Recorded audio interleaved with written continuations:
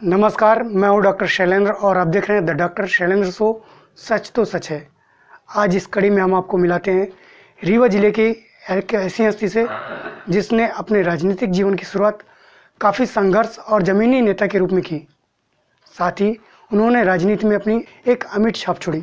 हमारे बीच हैं तेज तर्रार व्यक्तित्व के धनी व कुशल वक्ता रीवा अधिवक्ता संघ के अध्यक्ष अधिवक्ता राजेंद्र पांडे जी, जिनका मैं इस कार्यक्रम के माध्यम से स्वागत करता हूँ। दादा भाई, आपका इस कार्यक्रम में बहुत बहुत स्वागत है।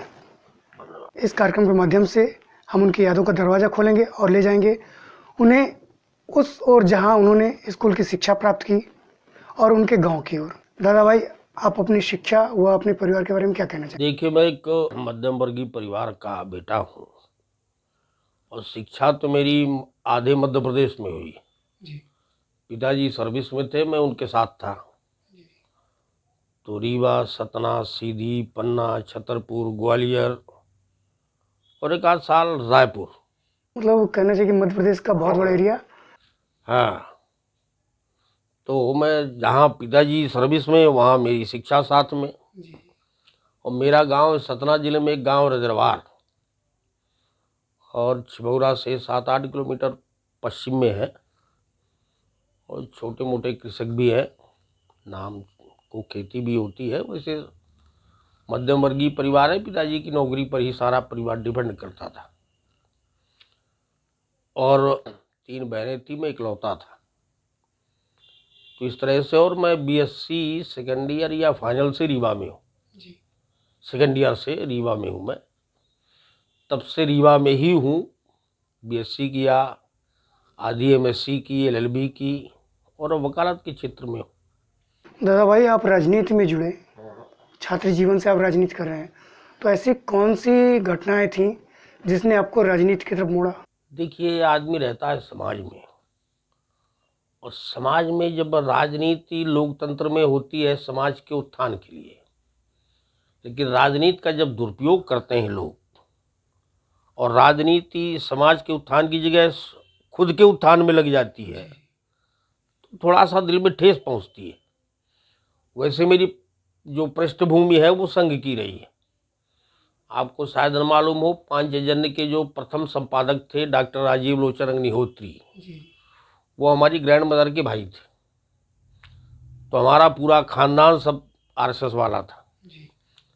और लखनऊ में राजीव लोचन जी संपादक थे, अटल जी उप संपादक थे, और हमारे फादर वहीं पढ़ते थे राजीव लोचन जी के साथ में। तो कंपोजी का काम वो करते थे। तो इस तरह से लगभग संघ की पृष्ठभूमि थी। और मैं भी संघ में सीधी और सतना में रहा जब 9th और 10th में था। फिर तो साइंस का स्टूडेंट होने के कारण समय ही नहीं मिला।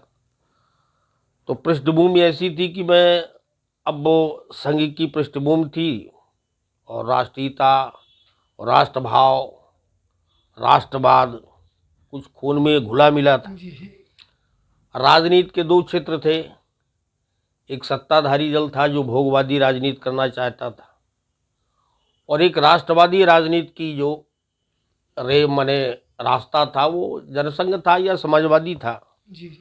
समाजवादियों से अपनी पटरी बैठती नहीं थी, क्योंकि वहाँ कोई कार्यकर्ता नहीं होता, सब नेता होते हैं। इसलिए हमारा समाजवादियों के साथ मित्रता थी हमारी। पर राजनीति हमने शुरू की भाजपा से। राजनीति हमने शुरू की 78 में। एट दैट टाइम मैं लगभग 17 या 18 वर्ष का रहा हूँगा। जनता पार्टी की सरकार थी और जनता पार्टी में 2 युवा संगठन थे। समाजवादियों का था युवा जनता और जनसंघियों का था भारतीय जनता युवा मोर्चा। तो मैं 78 में उसका नगर अध्यक्ष बना मेंबरशिप के साथ। फिर उसके बाद मैं उसका जिलाध्यक्ष बना, फिर बीजेपी का जिला मंत्री बना, फिर मैं उसका महामंत्री बना, फिर मैं उपाध्यक्ष बना, फिर 90 से 98 तक बीजेपी का मैं अध्यक्ष रहा। तो जब आपने राजनीति को अपना करियर चुना, उस समय की चिंताएं क्या रहीं? देखिए, राजनीति कभी करियर के रूप में हमने चुना ही नहीं। राजनीति स्वभाव में थी, क्योंकि विद्रोही स्वभाव का मन है। जी। गलत देखने की आदत नहीं है। गलत देखा तो मैं बोलूँगा, और बोलना ही राजनीति है आजकल। और यही हुआ। जब मैं शुरुआती दिनों में था, थोड़ा सा उम्र भी ऐसी थी कि लड़ने भिड़ने की थोड़ा सा आदत थी, तो जहाँ गलत देखा वहीं भिड़ गया मैं। मतलब क्रांतिकारी वाली स्थिति बनी रहती थी। अब चाहे आप जो शब्द का उपयोग करो, लेकिन अन्याय और अनाचार देखने की आदत नहीं थी, तो जहाँ मैं देखता वहीं मैं भिड़ जाता। जी। प्लेटफार्म मिल गया भाजपा का, संयोग से कहिए या विरासत में कहिए, तो उसी में चल निकला मैं, और लड़ते लड़ते यहाँ तक पहुँच गया, जो कभी कल्पना नहीं थी कि मैं कभी अध्यक्ष भी हो जाऊँगा, कभी टिकट भी मिल जाएगी, कभी लड़ भी जाऊँगा, और हो गया। आपने विधायक का चुनाव भी लड़ा था और उस समय भाजपा को सर्वाधिक मत मिले थे, जो कि 26,000 के करीब थे। देखिए, जब मैंने चुनाव लड़ा था तब भाजपा को कोई यहाँ जानते ही नहीं था। जी। हालत ये है कि जब मैंने, आप समझो कि 80 में बनी जब भाजपा, तो 21 लोगों की कार्यकारिणी के लिए 2 हरिजन नहीं मिलते थे हमको। तो हमको तलाशने पड़ते थे कि कहाँ से पकड़ के डिस्ट्रिक्ट वर्किंग कमेटी में रखें। ये समाजवादियों का और कांग्रेसियों का गढ़ रहा है। जी। बड़ी कठिनता से, हमसे पहले भी लोग थे, उनने भी बड़ी मेहनत की, बड़ा संघर्ष किया, हम लोगों ने भी किया। लेकिन भाजपा को पहचान तो आपसे ही मिली। अब आप चाहे जो कहें, लेकिन ऐसा नहीं है कि किसी और की मेहनत इसमें शामिल नहीं है। देखिए, संगठन किसी एक आदमी के बनाने या ना बनाने से नहीं बनता। सबने मेहनत की, हमारे साथ कार्यकर्ताओं ने मेहनत की। थोड़ा सा सरकार थी तो थोड़ा सा ताकत मिल गई, जी। और थोड़ा सा ये मन में था कि भाजपा को हम खड़ा करें, तो भाजपा खड़ी हो गई। और देखिए, संगठन तब खड़ा होता है जब कार्यकर्ता को आप अपने परिवार का मेंबर मानोगे। कार्यकर्ता का समय पर आप उपयोग करो, फिर बाकी समय में पूछो नहीं, तो कार्यकर्ता आपका जीवंत नहीं रहेगा। कार्यकर्ता आपके साथ तभी रहेगा जब अच्छे में और बुरे में दोनों में आप उसको याद करो, तब वो आपके साथ रहेगा। उसको लगेगा कि तकलीफ में भी होंगे तो पीठ में हाथ रखने वाला कोई है, तब संगठन खड़ा होता है। थोड़ा सा आदत में था कि कार्यकर्ता को कभी कार्यकर्ता नहीं माना, अपना माना, परिवार माना। आज भी जो हमसे जुड़े हैं, भाजपा के ज़माने से मैं भाजपा में नहीं हूँ तो भी वो मेरे साथ जुड़े। जी। ऐसा नहीं कि मैं भाजपा में सक्रिय नहीं हूँ तो वो हमसे अलग हो गए। अभी भी वो आएंगे, हमारे पास बैठेंगे, बातचीत होगी, हालचाल होगा, और ये संगठन तो चलती है, चल ही रहा है।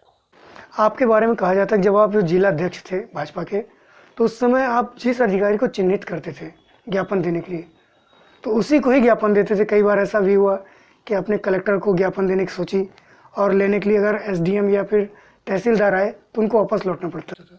देखिए, ऐसा है कि कुछ जो अंग्रेज़ों के ज़माने में 2 डिग्रियाँ थी, ICS IPS, अब IAS हो गई है, IPS हो गई है।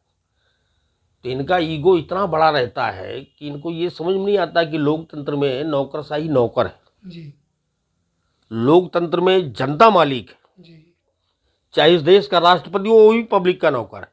जी। पर अंग्रेजों ने इनको सिखा दिया कि तुम नौकर नहीं हो, तुम मालिक हो। तो ये छोटे मोटे स्टेशन में आते ही नहीं गेट में। कोई हम समस्या लेने आए, हम ये तो नहीं मांगने आए कि हमको पैसा दे दो, हमको प्लाट दे दो। सार्वजनिक मांगों को लेकर हम आए। आप आओ, हमारी बात सुनो। जी। अब आप भेजोगे नायब तहसीलदार को, हम देने, अब उसके अधिकार क्षेत्र में है ही नहीं, क्या करेगा वो? हमने इसीलिए हम सूचना देते थे कि हम आपको देंगे, आप आओ गेट पर, हम अकेले नहीं आएंगे, आप सुनो हम क्यों आ रहे हैं। हमको पागल कुत्ते ने थोड़ी काटा है कि हम आपके गेट में आए भीड़ देख के। आप सुनो और जो जेनविन मांगे उनको पूरा करो। तनख्वाह इसलिए तो पाते हो आप, इसके लिए थोड़ी पाते हो कि एसी में बैठे रहो, पब्लिक मरती रहे। तो अब जो नहीं मानते थे वहाँ भिड़ंत हो जाती थी। जो जानते थे कि सही मायने में जाना चाहिए वो आते थे, लेते थे। लेकिन वर्तमान में तो ऐसा नहीं है। अब वो परिपाटी खत्म हो गई है। वर्तमान में तो आप सरकार में हैं तो स्टेशन की कोई आवश्यकता है नहीं। अब तो दिल्ली से लेके और यहाँ तक आप ही आप हैं। लेकिन प्रायः देखा जाता है कि जब कभी ज्ञापन देने की बात आती है, कभी कुछ मुद्दों पर अगर दिया जाता है, तो उस समय भी यही होता है कि जो भी सामने आ गया उसको देकर चले जाते हैं। देखिए, ज्ञापन देना की औपचारिकता नहीं करना है। ज्ञापन देने का मतलब है कि जिसके लिए आप आए उसका निदान निकालो। जी। तो अब अगर आपको फॉर्मेलिटी करनी है तो फिर ज्ञापन देने जाते क्यों? मत दो, डाक से भेज दो, पहुंच जाएगा। आप इतने लोगों को लेके आ रहे हैं, आपकी जमीन मांगे हैं, तो आप उनको बैठ के उनको पूरा कराओ। तो जिसको पूरा करने का अधिकार है, जब वो आएगा ही नहीं तो आपकी मांगे पूरी होंगी कैसे? तो फिर आप काहे का ज्ञापन देने जा रहे हो? तो फिर ये मैं तो कहूँगा कि फिर ये औपचारिकता करनी नहीं चाहिए। जबकि आपके टाइम पे तो ये होता था कि अगर आपने कलेक्टर को चिन्हित किया तो जब तक कलेक्टर नहीं आता था तब तक आप धरने पर भी बैठे रहते थे। मैं तो जेल पहुंच जाता था। धरना क्या है? कलेक्टर अगर अड़ीबाज मिल गया तो हमने कहा जेल भेजो, हम नहीं जाएंगे, या तो उसको बुलाओ। ये क्यों मानता है कि हमारा बाप? ये क्यों नहीं मानता कि ये नौकर है जनता का? हम 5 बार से अधिवक्ता संघ के अध्यक्ष हैं। हम आज भी ज्ञापन देने जिसको जाते हैं उसको बता देते हैं कि हम आ रहे हैं, और ये आपको भेजना है तो आप भेज देना, आपसे कोई मांग नहीं। और जो उसकी मांग है तो उसको आना पड़ेगा। सुनो हमारी बात, ऐसे कैसे नहीं आओगे? हम टैक्स देते हैं तब तुमको तनख्वाह मिलती है। तुम्हारे पिताजी ने तनख्वाह नहीं दी है, और जिसका टैक्स लेके तनख्वाह खाते हो उसकी सुनते क्यों नहीं तुम? ये तो एहसास दिलाना पड़ेगा ना। असल में राजनीति की परिभाषा इस देश में पलट गई है। यहाँ जो नेता है, जो अफसरशाही है, जो नौकरशाह है, वो राजा बना बैठा है, और जो असली मालिक है वो नौकर बना बैठा है। और इसका कारण क्या है कि हम अपने वोट की कीमत समझते हैं नहीं। कभी 100 रुपये में, कभी 2 मीटर कपड़े में, कभी शराब की एक बोतल में हम 5 साल का भविष्य बेच डालते हैं। और जब हम इस तरह का काम करते हैं तो नेता भी 5 साल मजा मारता है। वो भी कमाता है कि इतना इस खर्च चुनाव को निकाल लो, इतना अगले के लिए रख लो, और इतना परिवार के लिए रख लो। मतलब मैनेजमेंट वो जो शुरू कर देता है। शुरू कहाँ से होता है? समाज से। वोट की सौदेबाजी तो समाज से होती है। कोई वसीयत में भोपाल नहीं जाता, ना दिल्ली जाता। वोट तो हम ही जैसे लोग देते हैं ना। अगर हम अपने वोट का सौदा करेंगे तो अपेक्षा नेता से कहाँ सही की करेंगे? तो गलत करेगा। सारी गड़बड़ी का जो जनक है वो समाज है। और समाज में जब तक शिक्षा नहीं होगी, नैतिकता नहीं होगी, राष्ट्रवाद नहीं होगा, और इस देश की नीतियां जब तक देश को ध्यान में रखकर नहीं बनेगी। आज नीतियां बनती है वोट को देखकर, देश को देखकर बनती नहीं। वोट बैंक आज देखा जाए। बस हम पावर में कैसे बने रहे, केवल ये। और जहां राष्ट्र आगे नहीं है, आपका माने साध्य राष्ट्र नहीं है, तो आप फिर बेकार है। पावर में बने रहो। 75 साल हो गए। आपके बाद इजराइल स्वतंत्र हुआ, जर्मनी हुआ, जापान हुआ, वो भीख दे रहे हैं, आप ले रहे हो। प्रकृति ने तो आपको सब दे रखा है। यहाँ से ज़्यादा खनिज, यहाँ से बढ़िया जलवायु, यहाँ से ज़्यादा जमीन, यहाँ से ज़्यादा जंगल संसार में कहीं नहीं। लेकिन सबसे विकास में हम माने 100वें नंबर में आएंगे। राजनीति का दुष्परिणाम है जो भोग रहा है ये देश। आप 2 दलों में रहे। हम एक ही दल में रहे। एक दल में तो हम चुनाव लड़ने गए थे जी। तो आपने कुछ अंतर दोनों में पाया होगा। देखिए, ऐसा है कि दल 2 ही है इस देश में। एक कम्युनिस्ट है, एक भाजपा है, जो दल है। बाकी परिवार दल है। बाकी दल है ही नहीं है। बाप रहा, फिर बेटा हो गया, फिर उसकी बेटी हो मतलब गई। वंशवृद्धि चल रही है। हाँ, बस वहाँ वसीयत में चल रही पार्टी, चाहे सपा हो, चाहे बसपा हो, चाहे राजद हो, चाहे कांग्रेस हो। देख लीजिए आप जितनी है। जहाँ कैडर बेस पार्टियां हैं तो कम्युनिस्ट है या भाजपा है। जहाँ परिवार रहे न रहे, दल रहेगा। और यहाँ तो परिवार न रहे तो दल ही गायब हो जाएगा। ये अंतर है, तो वो कोई दल ही नहीं है। जब आप जिलाध्यक्ष थे उस दौरान की कोई याद, अब कोई स्पेसिफिक ऐसी तो कोई याद नहीं है, पर कोई एक ऐसी घटना जो अनायास कभी कभी याद आ जाती है? एक घटना हमको जरूर याद आती है कि 91 में बनी गवर्नमेंट, 90 में बन गई थी, पटवा जी सीएम हो गए। तो राजनिवास में हमने रखा भोजन, तो उसके पहले अब सब माने कलेक्शन के बाद बनता था भोजन, तो साला मुश्किल से सब्जी बना पाते थे, दाल चावल बने। अब वो सरकारी हो गया, तो गवर्नमेंट में थे,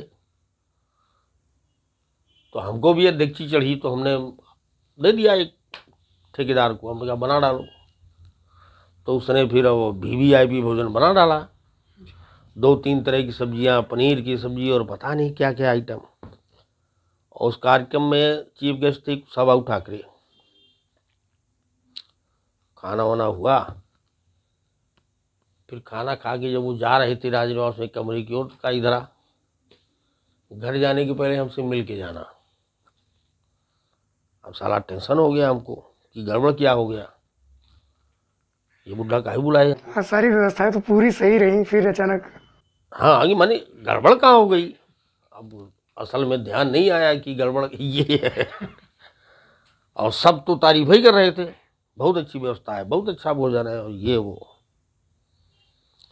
जब रात को मैं जाने लगा घर की ओर, तो मैं गया, हमने कहा आपने याद किया था, तुम क्या मानते हो ये सरकार हमेशा रहेगी? तुमने कहा नहीं, राजनीति है, कोई स्थायी थोड़ा है, आज ये कल नहीं रहेगी। तो जो ये आदत डाल रहे हो पनीर की, कल क्या करोगे? तो हमारे दिमाग में आया कि बुढ़ा नाराज का है, अच्छा खाना मिल गया इसलिए। का आदत खराब मत करो, जो करना है अपने से करो, और जो हमेशा कर सकते हो वो करो। ये कांग्रेस की आदत मत डालो।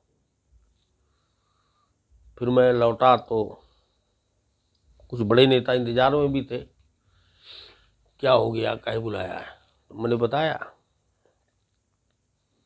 तुमने कहा अब जो कह रहे थे सही कह रहे थे।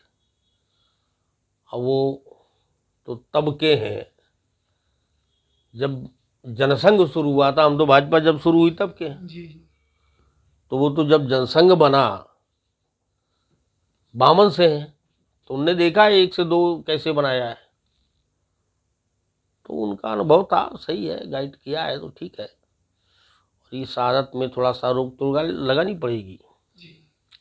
माने वो बात हमको कभी कभी आई जाती है याद, कि उनकी डांट वो आज तक याद है हमको, और गलत नहीं थी, वो सही थी। जब आप राजनीति में आए तो उस दौरान किसी को आपने अपना आदर्श आइडियल बनाया होगा, किसी न किसी को गुरु बनाया होगा? देखिए, रीवा में तो हमारा राजनीति के गुरु थे मणिराज सिंह, और मणिराज सिंह की एक बात मुझे बहुत पसंद थी, थे तो वो चौथी फेल, पर मणिराज सिंह के पास अगर कार्यकर्ता रात को 2 बजे गया है तो वो आदमी ना नहीं करेगा, चलो, ये विशेष बात थी मणिराज सिंह में, ये खास बात थी।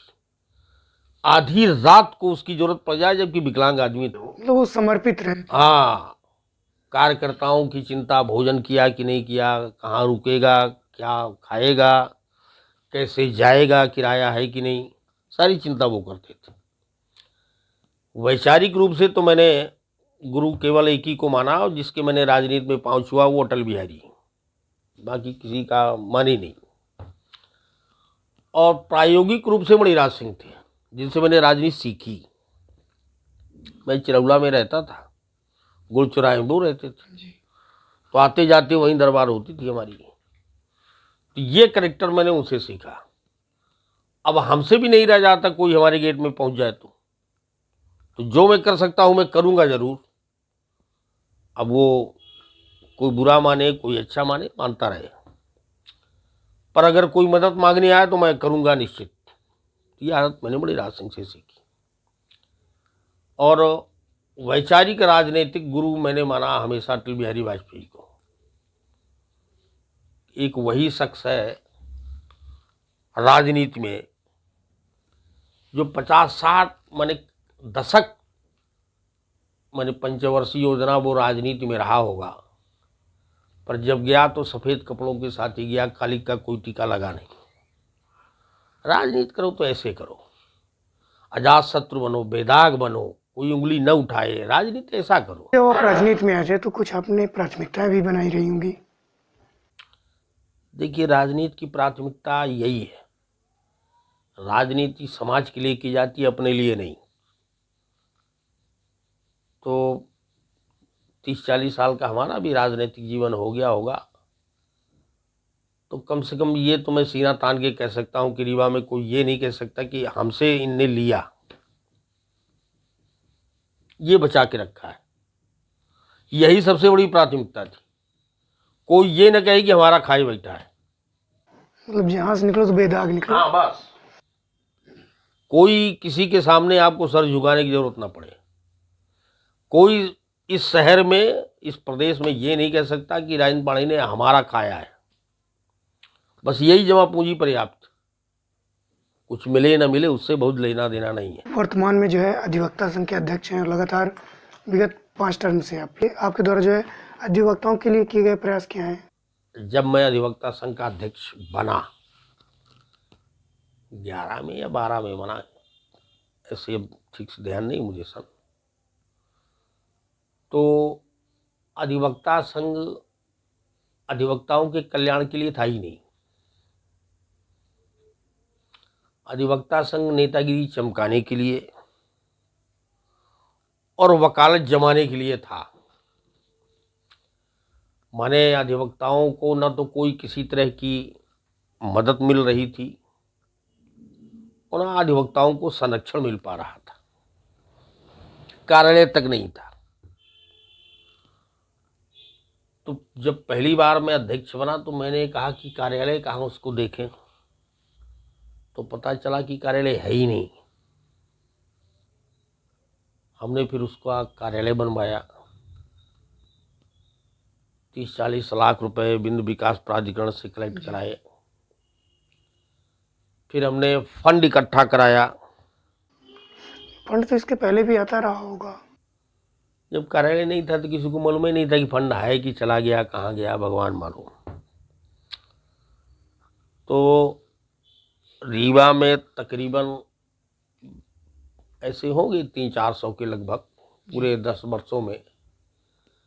तो जो कभी एक्सीडेंट हुआ, कभी बीमार हुए, कभी ऑपरेट हुए, तो 10 तक की सीमा तक, 10,000 तक की आर्थिक सहायता हमने देना शुरू किया। और स्टेट बार में शिवेंद्र उपाध्याय बने मेंबर, तो उनसे निरंतर संपर्क में रह के लड़ झगड़ के, क्योंकि मरने के बाद वकीलों को कुछ नहीं मिलता था। तो लगातार लड़ते लड़ते फिर उसको 50,000 कराया, मृत्यु पर 50,000 का डेथ क्लेम मिलेगा। फिर 1 लाख कराया, अब 5 लाख। अब अगर कोई गंभीर बीमारी से मान लीजिए पीड़ित हो गया तो उसको 3 लाख रुपए चिकित्सा सहायता के लिए प्राप्त होते हैं। 50,000 रुपए तक स्टेट बार स्वयं देता है। तो ये जो शासकीय योजनाएं चल रही हैं, उनके अलावा ये रहेगा कि उन्हीं के साथ शासकीय योजनाएं कोई थी ही नहीं। ये सब स्टेट बार और डिस्ट्रिक्ट बारों ने मिल के बनाया है। ये इसमें सरकार का अंशदान नहीं है कुछ।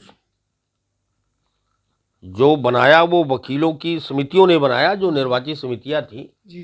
इसके पहले रामेश्वर नीखरा रहे 22-23 साल, तो वो ऐसगाह बनाई थी स्टेट बार को बस।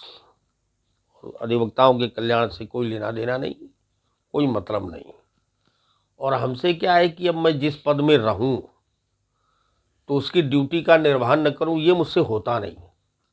मैं खाली बैठ नहीं सकता। तो ऐसा भी नहीं कि हमारे वकीलों का खिलाफ कोई फर्जी मुकदमा कायम हो जाए, कोई आपराधिक प्रकरण दर्ज हो जाए, कोई धमकी दे दे। अब ये संभव नहीं है रीवा में।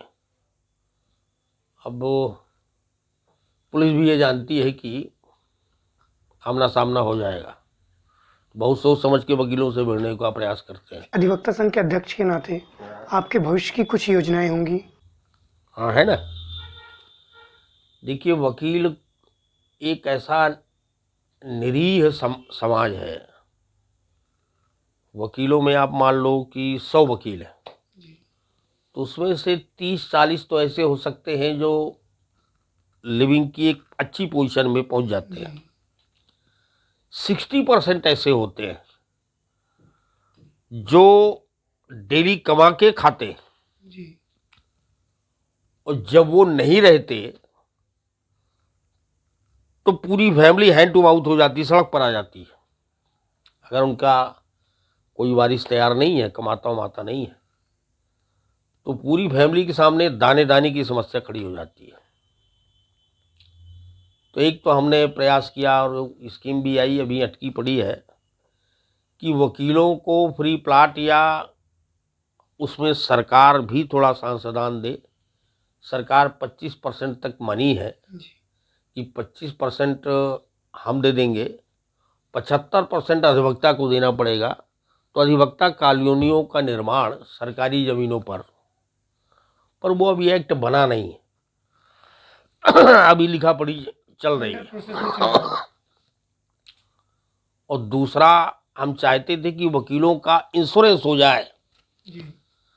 कम से कम आज के ज़माने में 10 लाख से नीचे कोई अर्थ नहीं होता, कुछ नहीं कर पाएंगे आप 10 लाख से नीचे।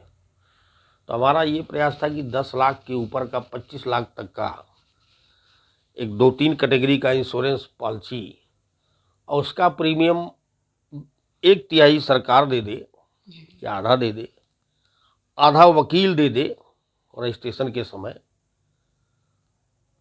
जब वकील की अगर मान लीजिए अचानक मृत्यु हो जाए, कोई दुर्घटना हो जाए, तो उसको इतना मिले कि उसका परिवार सरवाइव कर पाए। इस योजना में लगे, सामूहिक बीमा योजना में और उस वाले में, कि इतना और हो जाए। अधिवक्ता संरक्षण अधिनियम, एडवोकेट प्रोटेक्शन एक्ट के लिए बार बार हम ज्ञापन भी दिया, हड़ताल भी किए।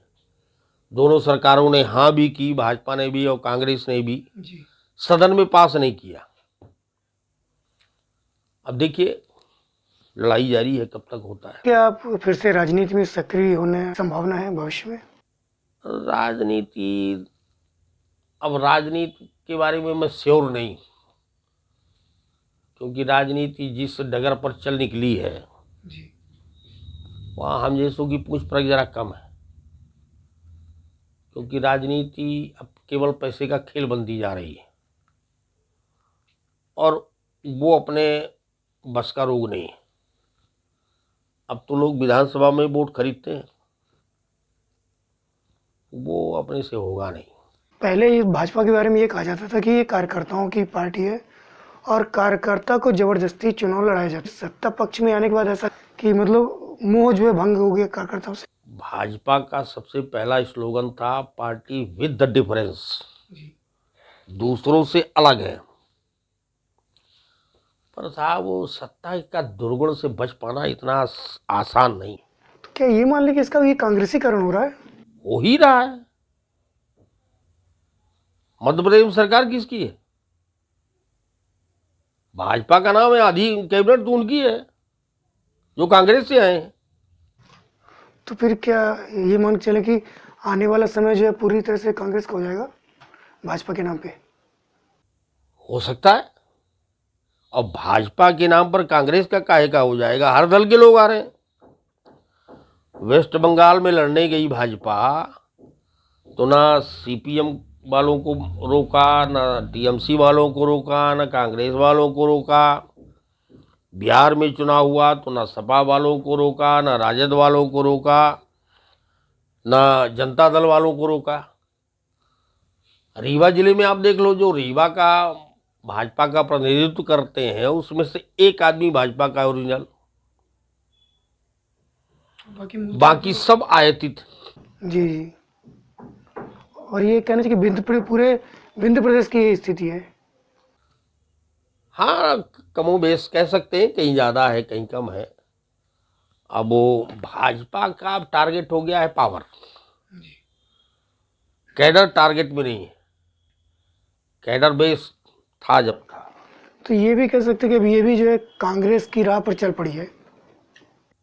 अरे आधा सफर तय कर डाली, आप कहते हैं चल पड़ी है। आधा सफर तो उसने तय कर लिया कांग्रेस के रास्ते चल के। कांग्रेस ये नहीं करती थी। कांग्रेस में आप आओ तो आपको टिकट तुरंत मिलेगी, ये कांग्रेस में कभी नहीं हुआ।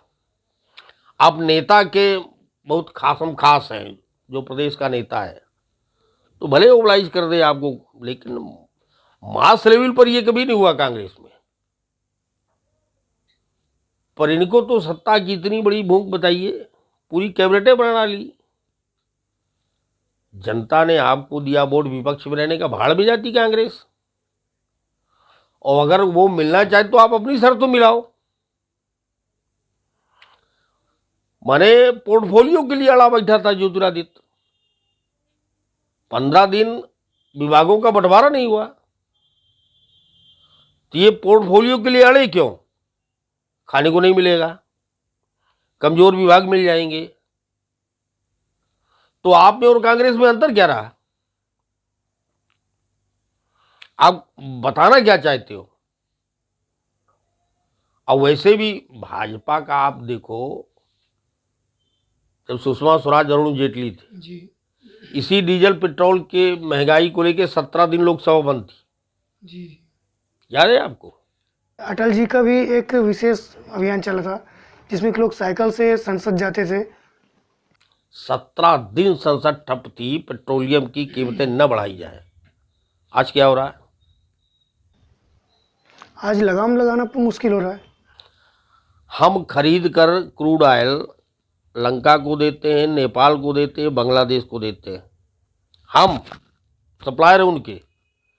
वहाँ 50, 60 और 40 रुपए लीटर है, और हम जो उनको दे रहे हैं वो 125 रुपए में ले रहे हैं। मतलब गुनाह ये है कि हम हिंदुस्तान पैदा हुए। हिंदुस्तान के यूपी के बॉर्डर के लोग जाते हैं नेपाल डीजल पेट्रोल लेने, वहाँ 60 रुपए। भाई आपको याद होगा भूमि अधिग्रहण बिल में अरुण जेटली सुषमा स्वराज के दस्तखत से सर्वसम्मत से पास हो गया लोकसभा राज्यसभा में, मोदी जी ने अमान्य कर दिया। आप जब विपक्ष में रहोगे तब उसी बात को लेकर दूसरी परिभाषा गढ़ोगे, जब पावर में आओगे तब उसी बात को लेकर दूसरी परिभाषा गढ़ोगे। ये कैसे चलेगा? ठीक है, कांग्रेस का फेल्योर है तो आप 1 बार 2 बार 3 बार पावर में रहोगे, फिर कांग्रेस की तरह आप भी गायब हो जाओगे। आपको जनता दिखती नहीं। पब्लिक कितना महंगाई से परेशान, ये आपकी समझ में आता नहीं। आप तो धड़ाधड़ सौंटे जा रहे हो, खामियाजा भोगेंगे जो कर रहे हैं। अभी तो यूपी के चुनाव में समझ में आएगा, अब इतना आसान थोड़ा है।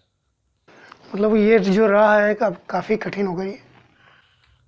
फिर राह कठिन क्या, राह तो हमने चुनी। आज हमको लगता है कि हम पावर में हैं, चाहे जो करे कोई क्या कर लेगा। लेकिन जिस दिन उसके पास मांगने जाओगे तो हिसाब किताब उस दिन होगा। तो अभी तो उनकी समझ में आता नहीं। आज ही मैं देख रहा था धर्मेंद्र प्रधान से किसी पत्रकार ने पूछा कि साहब इतना महंगाई आप बढ़ा रहे हो, जनता जानती है कि हम भ्रष्टाचार नहीं कर रहे हैं। 23 लाख करोड़ रुपया केवल पेट्रोलियम से पैदा कर चुके हैं जी। 23 लाख करोड़। अभी कितना खून पियोगे भाई? और डीजल पेट्रोल के कारण हर चीज महंगी हो। जी जी। मतलब रोजमर्रा की जो चीजें हैं जो एक गरीब की कुटिया में जाती हैं वो तक महंगी हो रही हैं। मोदी जब पावर में नहीं था तो दाल 50 रुपए के नीचे मिलती थी तुअर की, आज 100 के नीचे नहीं आती। तो दादा एक तो ये भी कहते हैं ना कि अब अच्छे दिन आ गए हैं। तो अच्छे दिन आ गए ना, अब हवा खा के जिए, यही अच्छे दिन। अच्छे दिन किसके? व्यापारियों के या फिर जनता के? न व्यापारियों के न जनता के, नेताओं के, वो भी भाजपा के। जो एक दिन में 6 सूट बदले उसी के अच्छे दिन है और किसके। यहाँ तो मैंने पहले कहते हैं ना, दाल रोटी खा लेंगे जी लेंगे, तो दाल सारी 100 रुपये, गेहूँ पहुँच गया 40-50 में। कहाँ से दाल खाएगा, कहाँ से रोटी खाएगा। और फिर आपको देखिए, ठीक है आपको रेवेन्यू चाहिए, तो एक सीमा होती है रेवेन्यू चाहिए की। अब कह रहे हैं हमको हथियार खरीदने, अरे बाबा हथियार खरीदने हैं, हथियार क्यों खरीदते, क्यों बनाओ। अब वो पैसे के बल पर हथियार खरीद कर अपनी विदेश नीति को सेट कर रहे हैं। ऐसा तो कभी किसी देश में हुआ ही नहीं जो हमारे मोदी जी कर रहे हैं। ठीक है, देखिए हम भी हैं, आप भी हैं, देखें क्या होता है। दादा, जो दर्शक हमारे आपको देख रहे थे, सुन रहे हैं, इनके लिए आपका क्या संदेश है? मैं तो इस देश में अगर लोकतंत्र आपको चाहिए कि सही मायने में रहे, तो आप तो वोट की कीमत समझिए बस, और राजनीतिक दलों के दलदल से उबरकर आदमी पर ध्यान केंद्रित करिए। आदमी सही होगा तो आपका प्रतिनिधित्व सही दिशा में जाएगा। वो आदमी गलत होगा, दल चाहे जैसा भी हो, तो दलदल में जाने ही जाना है। तो वो जाएगा दलदल में, तो देश का भविष्य जाएगा दलदल में। आप तो वोट की कीमत समझो, चाहे जहां का हो चुनाव, सही मायने में जो खांचे में उसके लिए पर्याप्त उचित हो, न जाति देखो, न धर्म देखो, न पैसा देखो, न प्रलोभन देखो, सही देखो, उसको निर्वाचित करो। भविष्य देखो जरूर भाई, सही देखोगे वोट का निर्णय, तो भविष्य अपने आप सही होगा। तो जो मौलिक चीज है उसमें गड़बड़ नहीं होनी चाहिए। और जिस दिन ये हिंदुस्तान की जनता की समझ में आ गया, इस देश की तकदीर बदल जाएगी। अब जान लो, इस देश की तकदीर बदल जाएगी, तस्वीर बदल जाएगी, ये आडंबर सब फेल हो जाएंगे। साथियों, हमारी खुशनसीबी है कि आज द डॉक्टर शैलेंद्र शो सच तो सच है में हमारे बीच अधिवक्ता संघ के अध्यक्ष अधिवक्ता राजेंद्र पांडे जी ने अपना अमूल्य समय दिया। इसके लिए आप सभी की ओर से मैं उनको बहुत बहुत धन्यवाद देता हूँ। दादा भाई, आपको बहुत बहुत धन्यवाद। सच तो सच है में बस आज इतना ही। कुछ और हस्तियों के साथ आपसे मुलाकात होती रहेंगी। तब तक के लिए हमें इजाज़त दीजिए। नमस्कार, आदाब, सत श्री अकाल।